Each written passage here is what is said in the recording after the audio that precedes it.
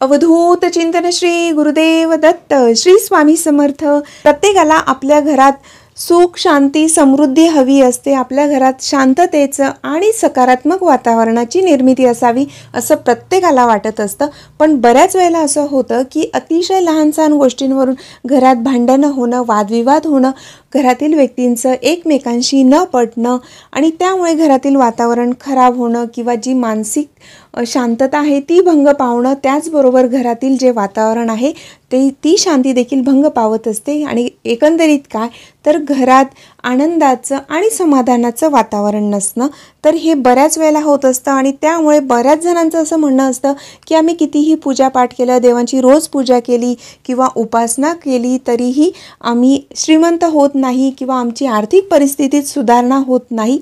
म्हणजेच मेहनत करून देखील आमच्या कष्टाला ते फळ मिळत नाही. म्हणजेच कितीही मेहनत केली तरी देखील आम्ही यशस्वी होत नाही. आणि त्याबरोबरच कितीही पूजापाठ करा किंवा उपासना करा, कितीही नामस्मरण करा तरी देखील आम्हाला परमेश्वराची कृपा आमच्यावर होत नाही. तर असं का होत असतं? कारण बऱ्याच वेळेला जे जास्त देवपूजा करत असतात, पूजापाठ करत असतात, त्यांच्याच नशिबी कायम संकट, दुःख, वेदना असतात. आणि म्हणूनच की असं का होत असतं हेच आपण पाहणार आहोत. कारण पहा की आपण रोज देवपूजा करत असतो, पण आपल्या इष्टदैवताची आपल्या घरात पूजा होते का? आपण रोज देवांची पूजा करतो, पण आपल्या कुलदेवताचं आपण नामस्मरण करतो का? कुलदेवीची आपल्या हातून सेवा घडते का?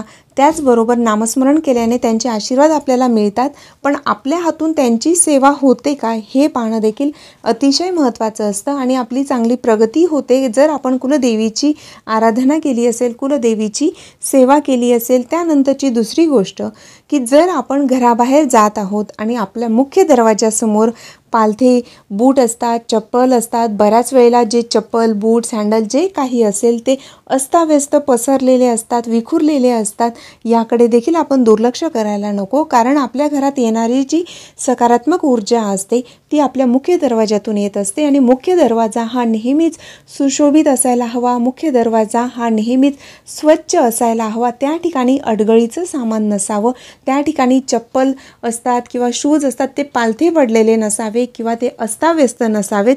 ते मुख्य दरवाजापासून थोड्या अंतरावर असायला हवेत आणि ते अगदी व्यवस्थित त्यांची मांडणी केलेली असावी. याकडे देखील आपण लक्ष द्यायला हवं. कारण ही गोष्ट जरी लहान असली तरी देखील त्याचे अतिशय वाईट परिणाम आपल्याला जाणवतात आणि ते आपल्या लक्षात देखील येत नाही.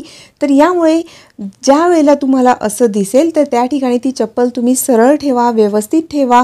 त्यानंतरची तिसरी गोष्ट की आपल्या घरी आलेल्या पाहुण्यांना आपण त्यांचा अतिशय योग्य पद्धतीने पाहुणचार करायला हवा. काही वेळेस आपण आपल्या घरी कोणी अतिथी येतात, पण ते आपल्या घरी कशाला आले असे बरेच प्रश्न आपल्या मनात येत असतात. घरात आलेल्या व्यक्तींचा व्यवस्थित आदर सत्कार होत नाही आणि ती व्यक्ती आपल्याला जे काही त्या व्यक्तीच्या मनात चाललेलं असतं, आपल्या घरी आल्यानंतर जर आलेला अतिथी हा खुश असेल, आनंदी असेल आणि आपल्याशी बोलताना त्याच्या मनात चांगले सकारात्मक विचार असतील, त्याचा देखील आपल्या जीवनावर, आपल्या वास्तूवर चांगले सकारात्मक परिणाम होत असतात. कारण अंतरात्म्यातून जो आशीर्वाद मिळत असतो तो अतिशय लाख मोलाचा असतो. म्हणून आपल्या घरी आलेली व्यक्ती ही कधीही खाली हाताने पाठवू नये. तर आपल्या घरात आलेल्या व्यक्तीचा आपण योग्य पद्धतीने जमेल तसा आपण आदर सत्कार करायला हवा. त्यानंतरची गोष्ट आहे की आपल्या खाण्यासंबंधी आहे. जर घरात अन्न शिजवतो आणि त्याचं सेवन आपण करत असतो, पण काही वेळेस आपल्या हातून अन्नाची नासाडी होत असते. अन्न वाया कधीही घालवू नये. कारण त्या अन्नासाठी म्हणजे जे काही आपण जेवतो ते अन्न मिळवण्यासाठीच आपण आयुष्यभर कष्ट करत असतो, मेहनत घेत असतो. आणि आपल्या घरातून जर अन्न घराबाहेर अशा पद्धतीने टाकलं जात असेल, यामुळे अन्नपूर्णा देवी आपल्यावर नाराज होत असते आणि अन्नपूर्णा मातेची कृपा आपल्यावर राहत नाही.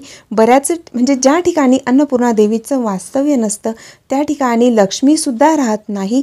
यामुळे आर्थिक परिस्थिती चांगली होण्यास मदत होत नसते. म्हणजेच आर्थिक टंचाई आपल्याला जाणवते, घरात गरिबी येते आणि काही ना काही कारणांनी आपल्या घरातून जे काही लक्ष्मी असते ती बाहेर जात असते. म्हणजेच घरात वादविवाद होणं, भांडणं होणं, त्यासोबतच अपघात होणं, त्यानंतर की घरातील व्यक्तींचं आरोग्य चांगलं नसणं, त्यामुळे आपल्या घरातील जो काही पैसा आहे तो खर्च होत असतो. त्यामुळे आपल्याला जेवढं अन्न हवं असेल तेवढंच आपण बनवायचं आहे आणि तेवढंच आपण ताटात देखील घ्यायला हवं.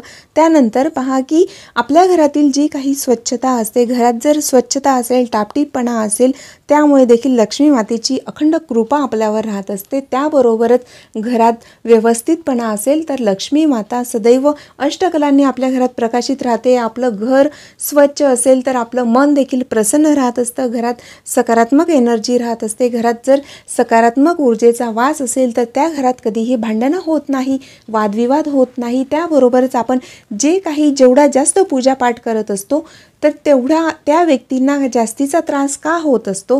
कारण बऱ्याच वेळेला आपण ह्या जन्मात जरी चांगलं वागून आपण आपले चांगले कर्म केले, पूजापाठ केली, अन्नदान केलं, व्यवस्थित घरात सर्व गोष्टी सकारात्मक ऊर्जा राहील यासाठी पूजापाठ केलं, त्यासोबतच काही जे सात्विक उपाय असतात ते देखील केले, पण तरीही वादविवाद का होतात, भांडणं का होतात किंवा आपल्या मनासारख्या गोष्टी का घडत नाही?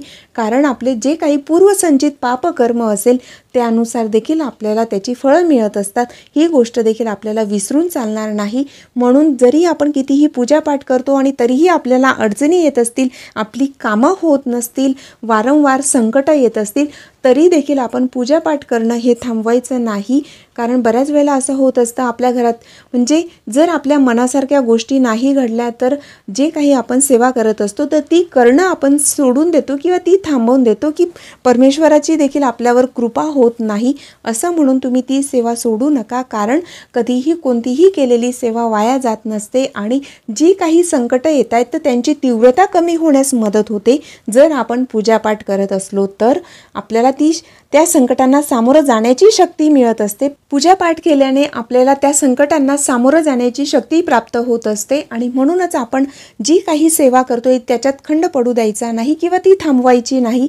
कारण जे काही पूर्वसंचित आपलं प्रारब्ध आहे त्यानुसार आपल्याला त्या संकटांना ते भोग आहेत तर ते भोगूनच संपवावे लागतात.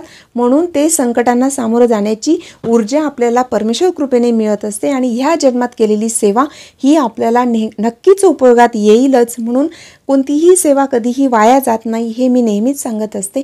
म्हणून कितीही पूजापाठ करत असतील, वारंवार संकटं येत असतील, तरी देखील आपण आपली सेवा किंवा जे काही आपलं चांगलं कर्म आहे ते करणं सोडायला नको. तर अशी ही माहिती होती. आवडली असेल तर लाईक आणि शेअर जरूर करा. श्री गुरुदेव दत्त. श्री स्वामी समर्थ.